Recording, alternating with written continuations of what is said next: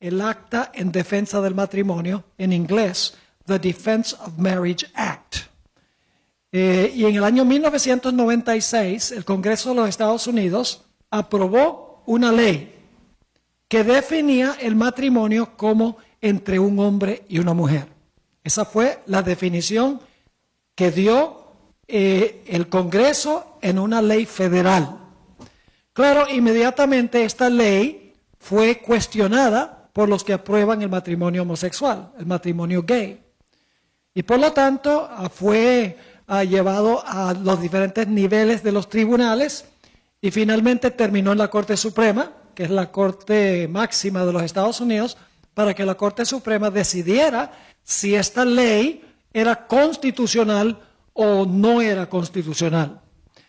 Es interesante notar que el presidente Bill Clinton, quien fue presidente durante 2 periodos en los Estados Unidos, quien es bautista, supuestamente los bautistas son conservadores teológicamente, defendió a capa y espada esta ley en 1996. Él presionó para que el Congreso emitiera y aprobara esta ley definiendo el matrimonio entre un hombre y una mujer.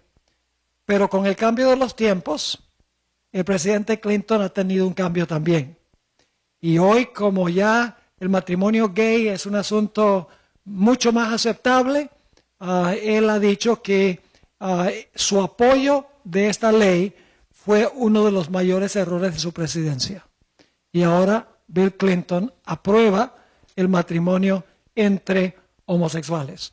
En aquel tiempo, en 1996, no le convenía apoyar esta ley porque la sociedad de los Estados Unidos estaba todavía en un nivel donde no estaban a favor la mayoría del matrimonio gay. Pero con el transcurso de 1996 hasta el 2013, ya la sociedad americana, como resultado de lo que han hecho los medios de comunicación, el sistema de educación, etcétera, martillando y martillando que este matrimonio es normal, la sociedad había cambiado y por fines políticos el presidente Clinton cambió también su parecer, tuvo una conversión, por así decirlo, y ahora él aprueba el matrimonio entre homosexuales. Esa fue la primera ley que se llevó a la Corte Suprema. La segunda ley es una que se conoce como la Proposición número 8. Es en el estado de California, donde vivo yo. Allá muchas leyes se hacen por referendo. Es decir, cuando viene la elección, se presenta una ley en potencia al público, el público vota, si la mayoría aprueba esa ley, llega a ser ley. Y así fue que en el año en el año 2012, o 2008, en California se llevó esto en referendo a los habitantes de California y por un margen de 52% a 48%, el referendo ganó, definiendo el matrimonio como entre un hombre y una mujer. Es decir, la Proposición 8, el público se pronunció por referendo de que el matrimonio debe ser entre un hombre y una mujer. Inmediatamente esta ley fue votada por mayoría, fue llevada al Tribunal del 9º Circuito de la ciudad de San Francisco. La ciudad de San Francisco es la capital de los gays en los Estados Unidos. Y la Corte allá, la Corte del Suprema o la Corte del 9º Circuito, es una corte muy liberal y por un voto de 2-1, porque 3 jueces fueron los que evaluaron si esta ley era constitucional o no, la Proposición 8, decidieron revocar lo que el público había votado por mayoría, por referendo. Es decir, fue en contra del voto del pueblo, para el pueblo y por el pueblo. Y esta decisión del Tribunal del 9º Circuito fue apelado a diferentes tribunales en diferentes niveles, finalmente terminó en la Corte Suprema de los Estados Unidos. Y la Corte Suprema, por más o menos 6 meses, en el año 2012 y 2013, analizó estas 2 leyes para determinar si las leyes eran constitucionales o no. Básicamente la Corte Suprema votó que DOMA era inconstitucional. Es decir, la ley federal que definía el matrimonio como entre un hombre y una mujer fue declarada por la Corte Suprema no constitucional. Es decir, la ley fue revocada. Y en cuanto a la proposición número 8 de la ciudad del estado de California, la Corte Suprema básicamente votó que la decisión del tribunal del noveno circuito iba a quedar así, que ellos no iban a revocar la decisión que había tomado la Corte del noveno circuito. Básicamente, al hacer esto, ellos estaban legalizando el matrimonio gay en California, porque estaban diciendo que lo que decidió la Corte Liberal de San Francisco es lo que iba a hacer. Como resultado de esto, estado tras estado empezaron a aprobar el matrimonio entre homosexuales. En el presente hay 32 de los 50 estados en los Estados Unidos que han aprobado por ley el matrimonio entre homosexuales. Muchos de estos estados lo hicieron como resultado de que la Corte Suprema de los Estados Unidos haya revocado la ley DOMA y que haya dejado que la decisión del noveno circuito quedara en cuanto a la proposición número 8. Es interesante, la Corte Suprema votó por líneas filosóficas. La Corte Suprema de los Estados Unidos básicamente tiene 4 jueces liberales, 4 jueces conservadores y una que, dependiendo del caso, a veces vota con los conservadores y a veces vota con los liberales. Pero en este caso, 5 jueces votaron a favor de revocar la constitucionalidad de estas 2 leyes y 4 votaron en contra de revocar la constitucionalidad de estas leyes.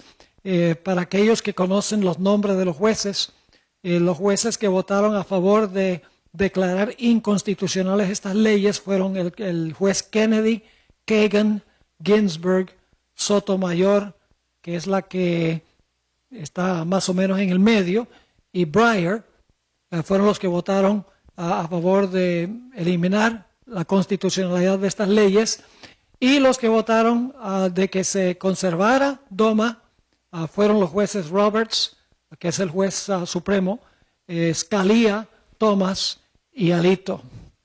Ahora, la pregunta que surge como resultado de la decisión que tomó la Corte Suprema, y lo interesante es que la Corte Suprema tomó esta decisión el 26 de junio del año pasado, el día de mi cumpleaños.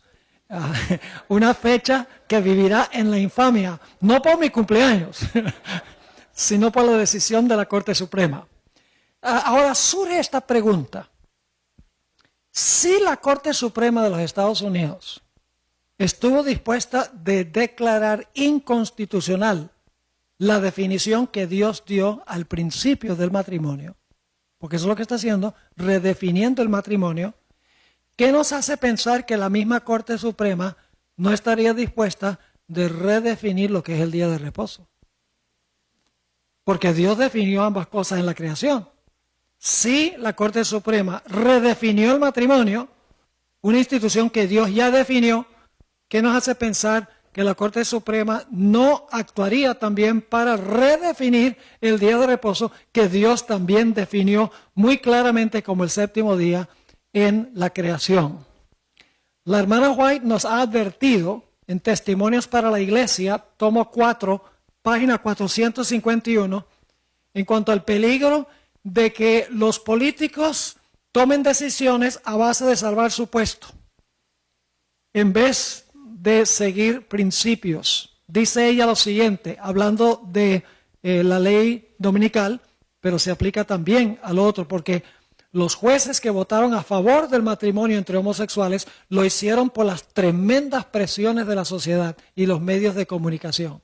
Es una presión constante en los Estados Unidos. Los medios de comunicación diciendo esto es normal, cualquier persona que no crea que el matrimonio puede ser sin consideración de género es prejuiciado, es inmisericordia, dicen toda clase de cosas malas de aquellas personas que no aprueban el matrimonio entre homosexuales. Dice la sierva del Señor, Testimonios para la Iglesia, tomo 4:51, a fin de asegurarse la popularidad y el apoyo, esos son los votos, y el apoyo, los legisladores cederán a la exigencia por una ley dominical.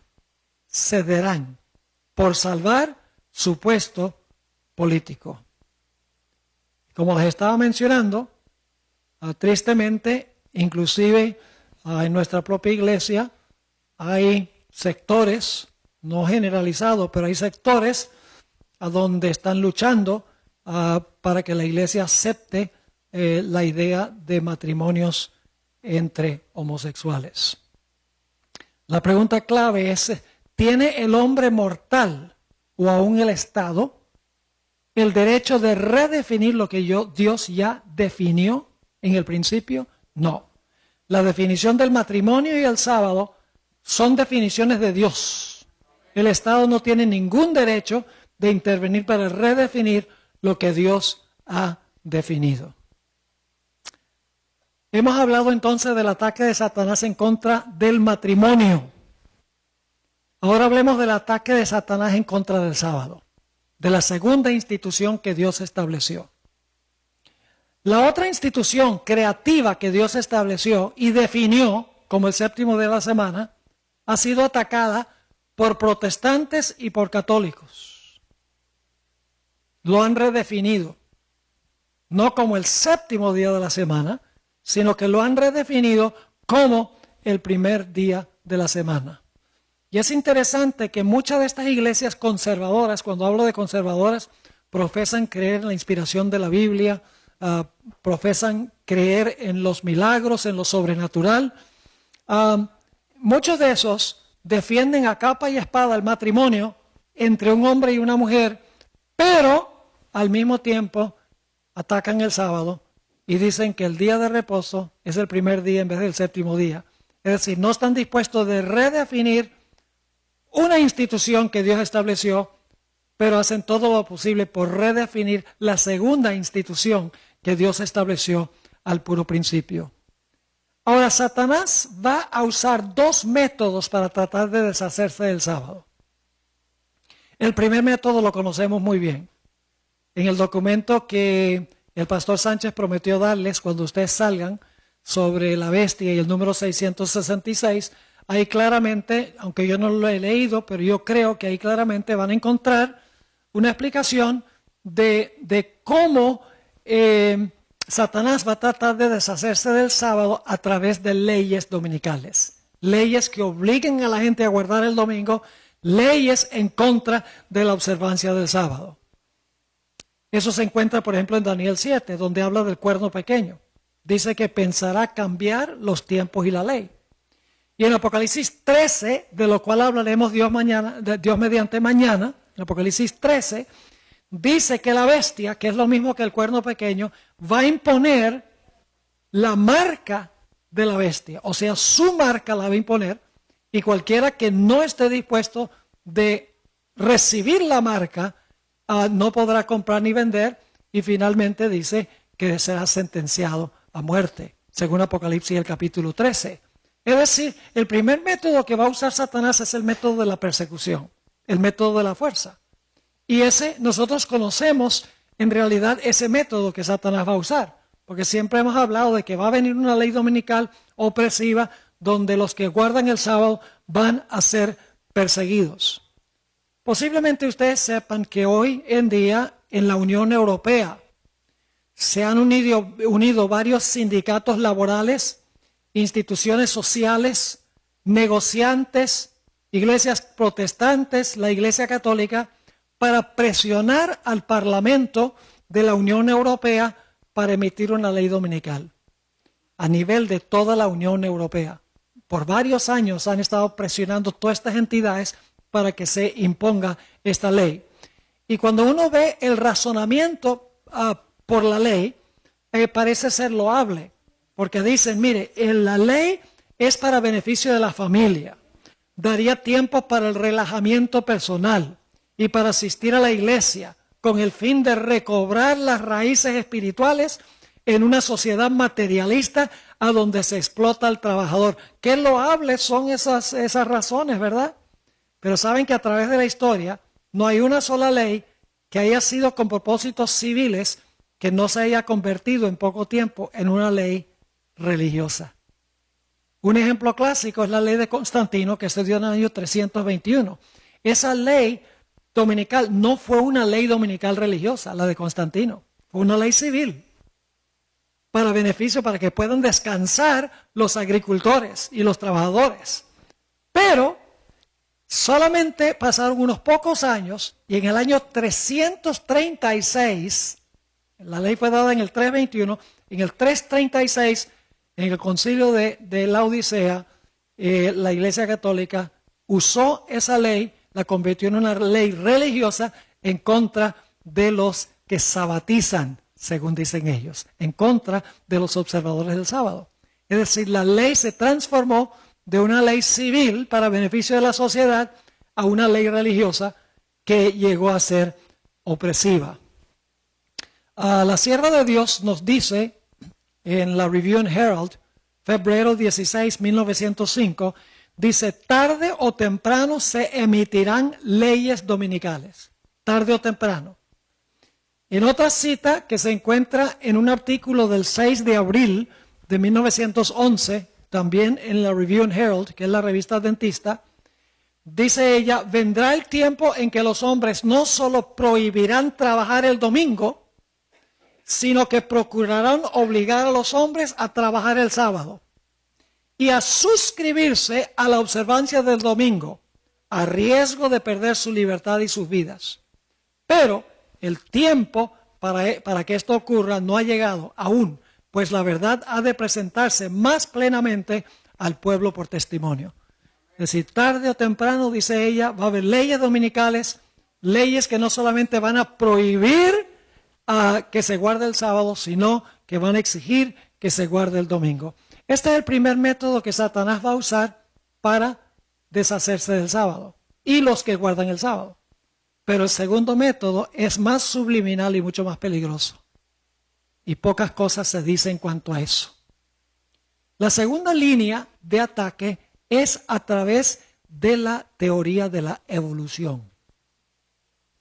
Ese es un método subliminal, es un método indirecto, que si uno no presta atención, uno no ve la conexión entre esto y un ataque en contra del sábado. Todos los eruditos católicos,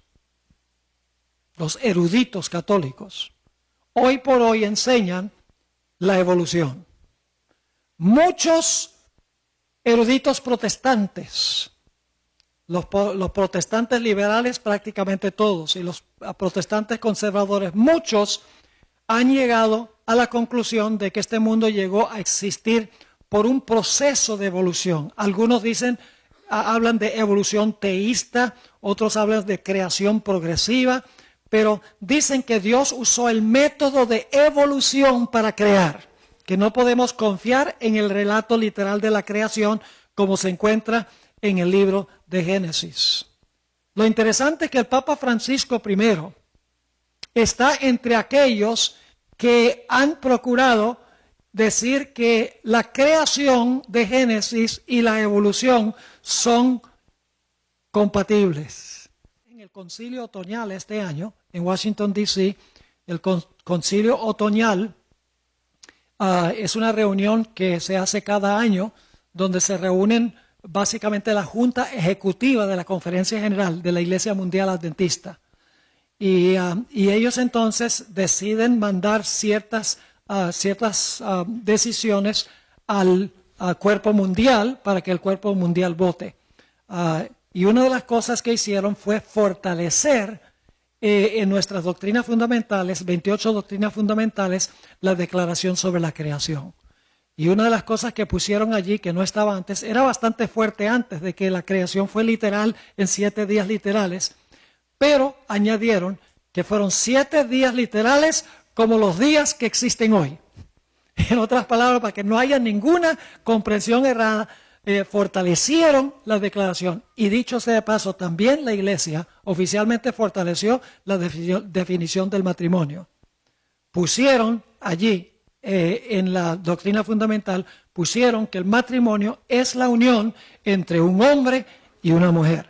Claramente lo pusieron, y eso se va a referir el próximo año a la Conferencia General en San Antonio, a donde la delegación de todo el mundo, que son más de 2,000 delegados, van a tomar lo que se recomendó de parte del concilio anual para luego votar, ya sea a favor de adoptar esa terminología o no votar a favor. La vasta mayoría del mundo va a votar a favor de fortalecer la definición que da la Iglesia del matrimonio y lo que cree la Iglesia en cuanto a la creación. Gracias a Dios tenemos un gran presidente de la Conferencia General, un hombre que teme a Dios, que ama a la Iglesia, que quiere reavivamiento y reforma y quiere que la Iglesia se atenga a sus raíces, que no abandone sus raíces teológicas. Debemos orar por él porque tiene presiones inmensas ahora de muchas diferentes partes. Permítame hablar un poquito sobre el concepto que tiene Francisco I de la creación y su relación con la evolución. Y antes de decir esto, yo quiero decir que el Papa es un camaleón. Esta es la mejor forma que lo puedo describir. Y la hermana White describe el papado. Ella dice, bajo la apariencia variable del camaleón se encuentra el veneno invariable de la serpiente. Así que no soy yo el que lo está diciendo, lo dice la sierva del Señor. Posiblemente ustedes se han dado cuenta que recientemente cuando le preguntaron qué dice él del matrimonio gay, él dice, bueno, ¿quién soy yo para juzgar? Y le voy a leer una cita sobre la creación. Cuando le preguntaron sobre la creación, él dice, no, dice, la creación y la evolución son perfectamente compatibles. Porque él quiere complacer a la Iglesia y él quiere también complacer a los científicos. Y quiere complacer, o sea, en forma indirecta, cuando dice, ¿quién soy yo para juzgar? Él no está diciendo yo estoy a favor o en contra. Sencillamente está dejándolo en el aire porque él quiere complacer a ambos grupos. Esa es la forma de obrar los jesuitas. Mañana les voy a hablar de eso. Él es el primer jesuita en 500 años en ser papa. La Iglesia Católica nunca quería meter un jesuita ahí como papa, porque los mismos católicos le tienen miedo a la secta de los jesuitas. Pero finalmente terminó allí y él lo que está haciendo es tratando de complacer a los científicos, de complacer a los medios de comunicación, al mismo tiempo mostrar que él es conservador para entonces echarse todo el mundo al bolsillo. Esa es la estrategia. Ahora, déjenme leerles algunas citas que mencionó, que son citas directas de Francisco I. Digo lo siguiente. Cuando leemos el relato de la creación en Génesis, corremos el riesgo de imaginar que Dios fue un mago que con su vara mágica fue capaz de hacer todo. Pero no es así. Él creó la vida y permitió que cada criatura se desarrollara según las leyes naturales que les dio a cada uno. Es decir, Dios en cada ser puso el mecanismo de la evolución para que ese ser pudiera evolucionar. ¿Ve? Dios fue el creador porque Él puso el mecanismo de la evolución. Pero entonces la evolución es lo que creó lo que tenemos ahora. En otra cita Él dice, Dios creó a los seres humanos y les permitió desarrollarse según las leyes internas que Él les dio a fin de que pudieran alcanzar su pleno desarrollo. Hermanos y hermanas, esa es falsa teología, porque la teología bíblica dice que el hombre no se va a desarrollar hasta alcanzar su ápice. La Biblia dice que el mundo se va a volver peor y peor y la única esperanza del mundo es la segunda venida de Cristo Jesús. Otra cita dijo, ustedes saben que es el Big Bang, que supuestamente el universo comenzó con una explosión grande y de ahí surgió la vida. Y bueno, uno tiene que tener más fe para creer en la evolución que en la creación. Francamente, yo no puedo entender cómo un evolucionista puede creer en la evolución. Es ridículo. Dice lo siguiente, el Big Bang que hoy aceptamos como explicación para el origen del mundo no contradice la intervención de un creador divino, sino que la requiere. Es decir, el Big Bang exige a un creador, porque después de la explosión el creador entonces pone todos los mecanismos para que pueda haber evolución. En otra cita dijo, la evolución en la naturaleza no es incompatible con la noción de la creación, pues la evolución requiere la creación de seres que evolucionan. Y una última, esa es la última cita. Así que para Francisco, la creación, como se relata en Génesis, es una alegoría. No se realizó así como dice el libro de Génesis. Sencillamente quiere darnos el mensaje de que Dios en algún momento comenzó un proceso estableciendo el mecanismo de la evolución y por millones de años se ha realizado la evolución, claro, establecido por Dios. Es decir, Dios estableció un método de creación por evolución. Algunos dicen evolución teísta, creación progresiva, le dan diferentes nombres. Mi Biblia me dice que Dios creó el mundo en 6 días y reposó el séptimo. Y mi Biblia dice que Dios habló y existió. Y yo tengo suficiente fe como para creer lo que Dios dice, sencillamente. La hermana White dice que aquellos individuos que tratan de conciliar y concordar la ciencia con la revelación, dice que han perdido la sencillez de la fe. La fe es un don de Dios. Yo no necesito que alguien que me compruebe usando diferentes argumentos de que Dios fue el creador. Ya para mí eso quedó resuelto hace muchísimo tiempo en mi mente. Yo sencillamente acepto el relato bíblico como cierto, tengo fe de que pasó así y duermo muy bien. No tengo ningún problema. Yo le digo a la gente, bueno, si tú quieres creer que viniste del mono, esa es tu prerrogativa. Pero yo vine de las manos del Creador. Si tú crees que viniste del jardín del zoológico, está bien, pero yo vine del jardín del Edén. Ahora escuchen bien. Las implicaciones de esto son muy serias. Porque si el relato de la creación no pasó como está en Génesis, no hay ninguna base para creer que el matrimonio debe ser entre un hombre y una mujer. Porque eso se basa en la aceptación de un relato literal de la creación. Si la creación no fue como dice Génesis, ¿qué base tenemos para decir que el matrimonio debe ser entre un hombre y una mujer? Aún más serio que eso, si Dios no creó el mundo en 6 días y reposó el séptimo, ¿qué base tenemos para usar el libro de Génesis para decir que el sábado es el día que debemos guardar como día de reposo? Es decir, Satanás, mis hermanos y hermanas, ha hecho lo posible por crear esta teoría de la evolución para descartar el relato de Génesis, para que la gente esté dispuesta a aceptar otra definición del matrimonio y otra definición del día de reposo, porque si lo que relata Génesis no pasó así, no hay base para arguir de que el matrimonio debe ser como lo creó Dios o el sábado debe ser como Dios lo creó. Esa es la forma subliminal e indirecta en que Satanás está obrando. Y lo que Satanás está tratando de hacer es minar la confianza de la gente en la palabra de Dios.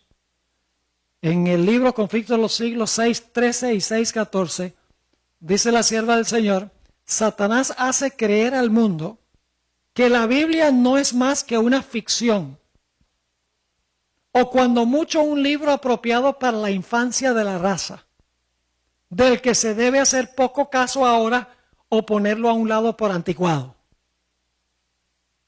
Y para reemplazar la palabra de Dios, ese mismo Satanás ofrece sus manifestaciones espiritistas. Es decir, trata de llevar a la gente a depender sobre sus emociones, sus sentimientos, sus experiencias subjetivas, porque Satanás puede controlar así a la persona completa y totalmente, porque no hay ninguna norma externa por la cual probar su experiencia para saber si es de Dios o no. Y ese tema lo vamos a tratar Dios mediante pasado mañana. La importancia de las Escrituras en estos últimos días en la crisis final. Ahora, ¿qué va a causar la desintegración de la sociedad? ¿Qué causa la desintegración de una sociedad? Dos cosas. Número uno, la destrucción del matrimonio. Como va el matrimonio, así va la sociedad, el país y el mundo. Así que la primera línea de ataque de Satanás es para desintegrar la sociedad a nivel horizontal, es atacando el matrimonio. Como les mencioné antes, el 41% de los bebés que nacen en los Estados Unidos nacen de madres que no están casadas. Más del 50% de los matrimonios terminan en divorcio y muchos de ellos están separados y no se han divorciado. Y además de eso, muchas veces los hijos son educados mayormente por la televisión, por los juegos de video, por su iPhone, etc. ¿Qué clase de sociedad puede uno esperar cuando los niños no tienen una madre en el hogar que atienda a los niños? Yo quiero decir, yo admiro mucho a las madres que hacen homeschool para sus hijos. Es una cosa peligrosa mandar a los hijos a las escuelas públicas hoy en día. Se los digo sinceramente, porque los valores que se están enseñando ahí son terribles y las influencias son devastadoras para la familia.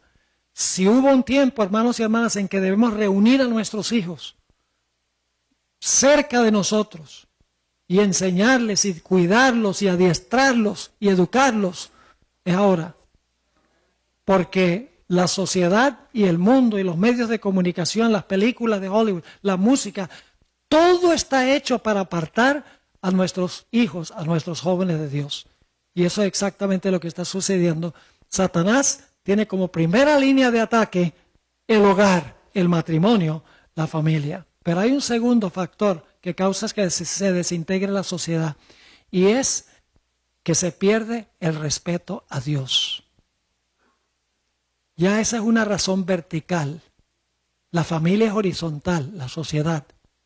Pero Satanás sabe que él tiene que minar la confianza de la gente en Dios como el Creador, en la grandeza de Dios, que le debemos nosotros a Dios respeto, que le debemos reverencia, porque Él es el gran Dios, el Creador.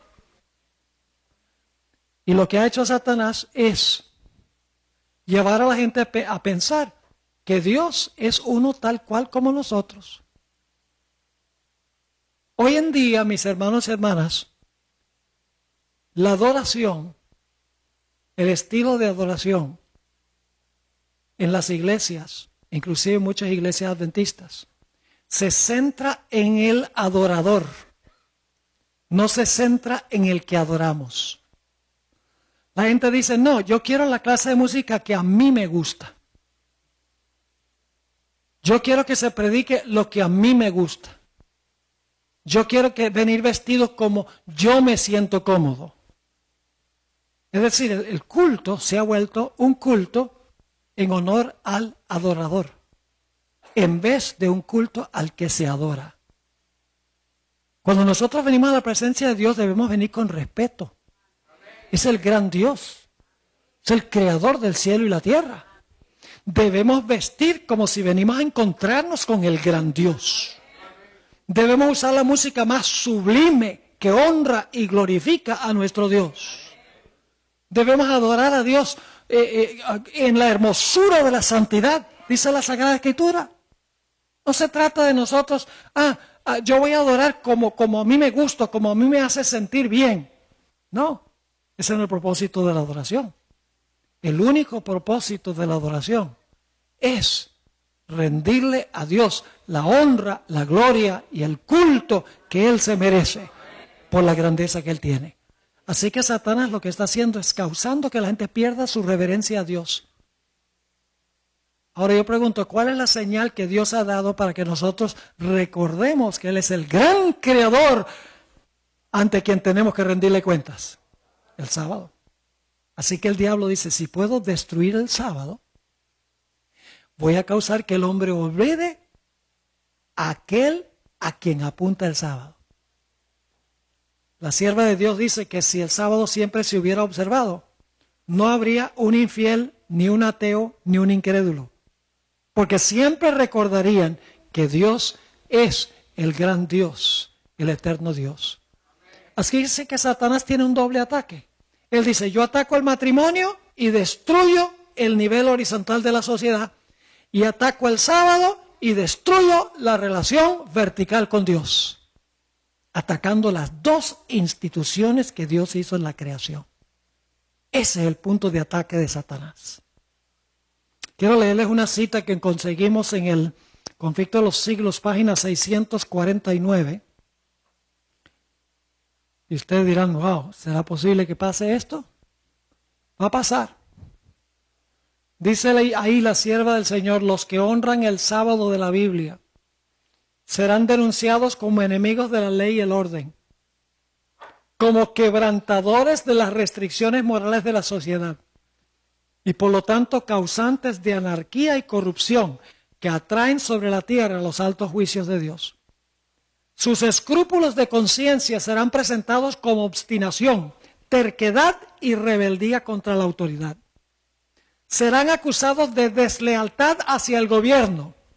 Y cuando el gobierno dé una ley de que todos tienen que guardar el domingo y nosotros digamos que no, se va a acusar de deslealtad al gobierno.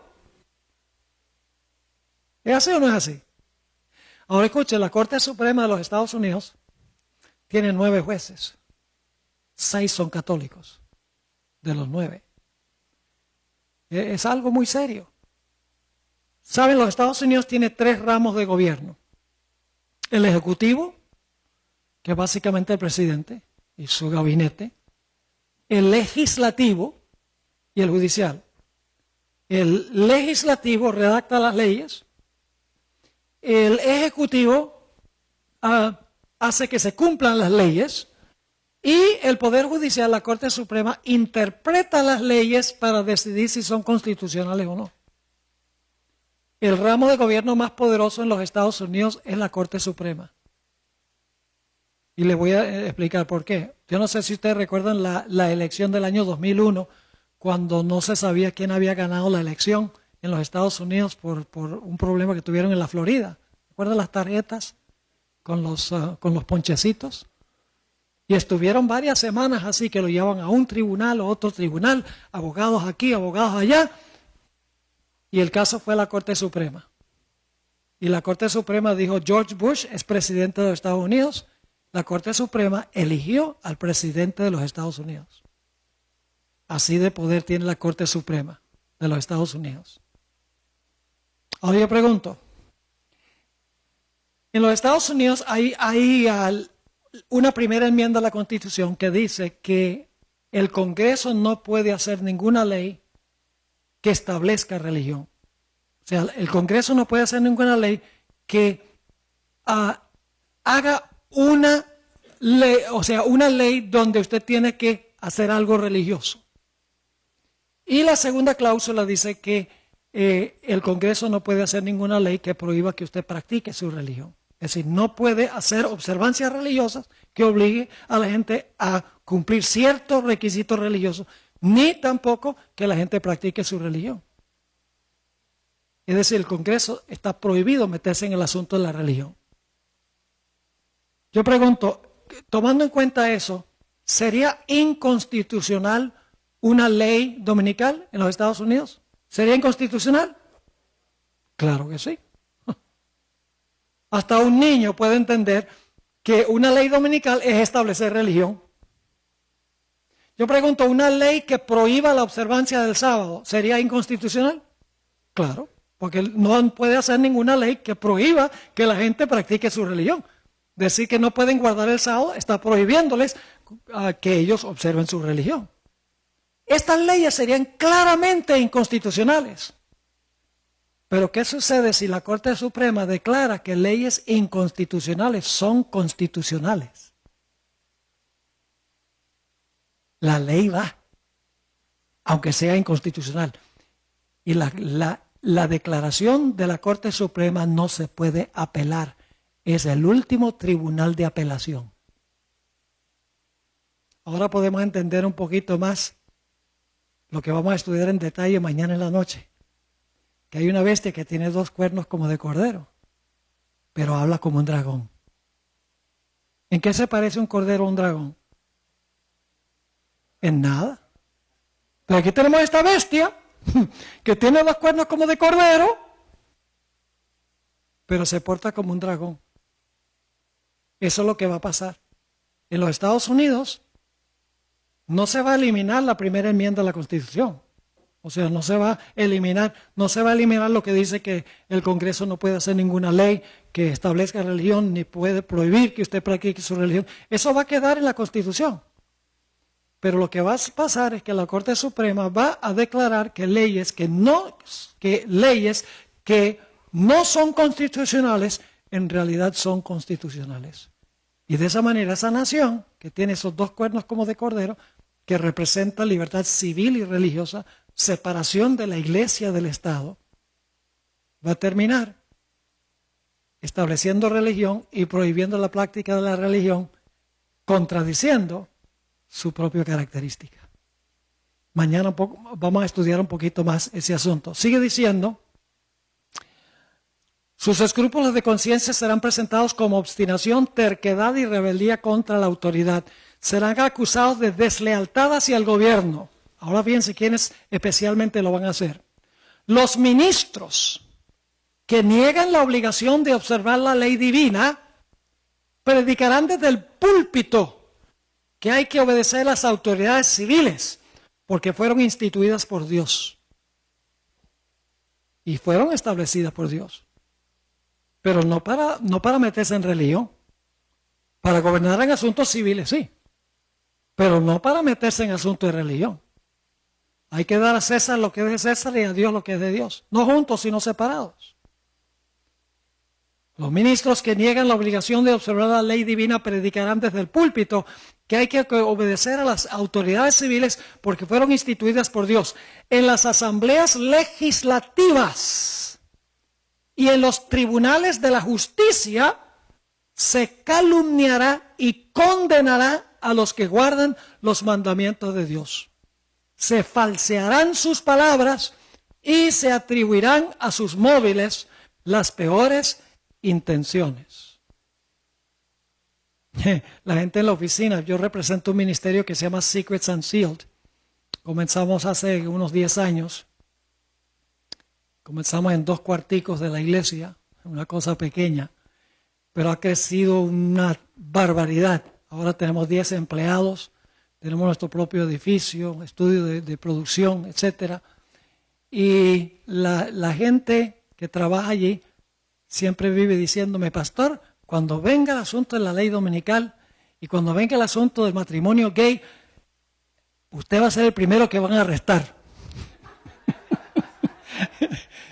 y yo les digo, eso es cierto, pero como ustedes trabajan conmigo, ustedes se van a la cárcel conmigo.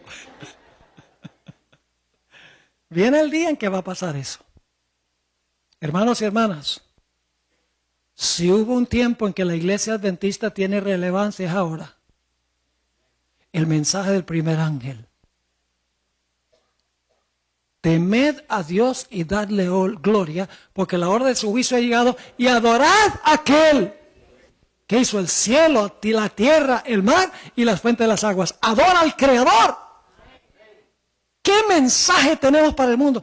Nosotros no podemos predicar el mismo mensaje que predican todas las demás iglesias. En un tiempo de crisis como este, y nada más estamos predicando lo que predican los bautistas y los metodistas y los presbiterianos. Hermanos y hermanas, no. Dios nos ha llamado a proclamar los mensajes de los 3 ángeles. Y mañana vamos a hablar más sobre los mensajes de los 3 ángeles y la actualidad que tienen estos mensajes para nuestro tiempo en especial. Quiero terminar leyéndoles una cita. Es triste esto cuando yo lo leo. ¿Qué va a pasar con los Estados Unidos? La nación más grande que jamás se haya levantado en la historia es los Estados Unidos. No es porque es más grande, porque la gente es más inteligente, porque hay más dinero, porque tiene un ejército más poderoso, mejores armas. No es por eso. Es por los principios sobre los cuales los Estados Unidos fue fundamentado. Principios divinos. donde la gente iba buscando libertad de conciencia para adorar a Dios de acuerdo a como lo dicta su conciencia. Pero escuchen lo que dice la sierva del Señor en la revista Señales de los Tiempos, del 4 de julio, Día de la Independencia de los Estados Unidos, 1899. Dice la sierva del Señor: la nación más grande y favorecida sobre la tierra es los Estados Unidos. Una providencia generosa ha escudado a esta nación y derramado sobre ella las bendiciones más preciadas del cielo. Aquí han hallado refugio los perseguidos y oprimidos. Aquí se ha enseñado la fe cristiana en su pureza. Este pueblo ha recibido gran luz y misericordia sin par. Pero estos dones han sido repagados con ingratitud y un olvido de Dios. El Ser Infinito lleva un registro de las naciones y la culpabilidad de ellas es proporcional a la luz que han rechazado. Un registro temible contra nuestra tierra se halla en el libro celestial, pero el crimen que colmará la copa de su iniquidad será cuando anule la ley de Dios.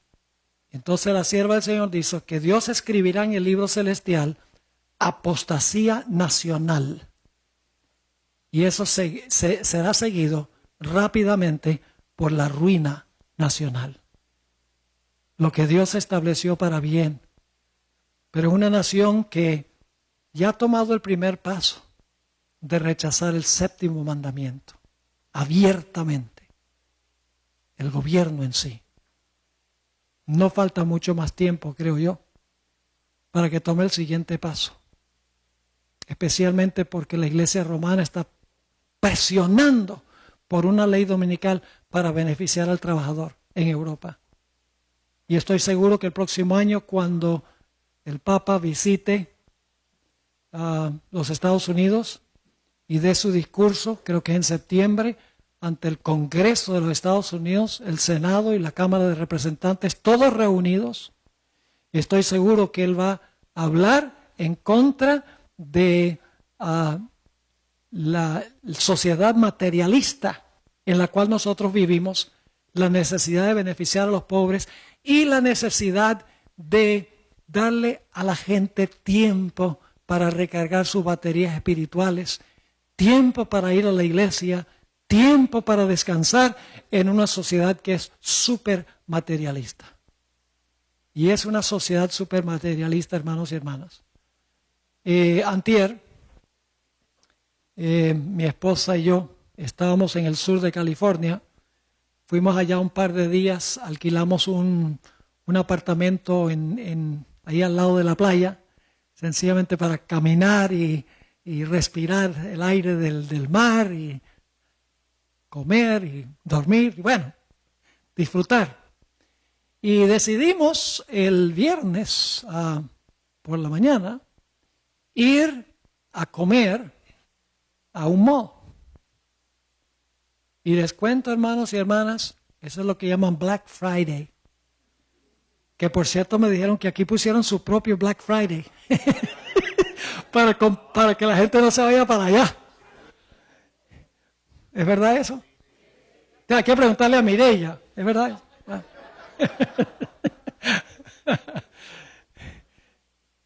Y miren, hermanos, increíble. No había lugar donde estacionarse. 45 minutos nada más desde la entrada hasta el lugar donde uno podía tal vez empezar a buscar parking. Y no había. Manejé. Finalmente me tocó estacionarme lejísimo. Todo el mundo con el afán de gastar. De comprar lo que no necesitan y gastar lo que no tienen. En una sociedad como esa es que apela una ley dominical. Donde la gente dice ya, suficiente, materialismo, necesitamos regresar a nuestras raíces espirituales. Pero con eso viene el domingo, no el sábado. Cuando en realidad el sábado debe ser el día de reconectar con Dios, porque es el día que Él estableció y es el día en que Él descansa con nosotros. No el primero, ni el sexto, el séptimo. Así que, hermanos y hermanas, son señales de que estamos en el umbral de grandes eventos, los grandes eventos que predice la Biblia y que anunció el Espíritu de profecía.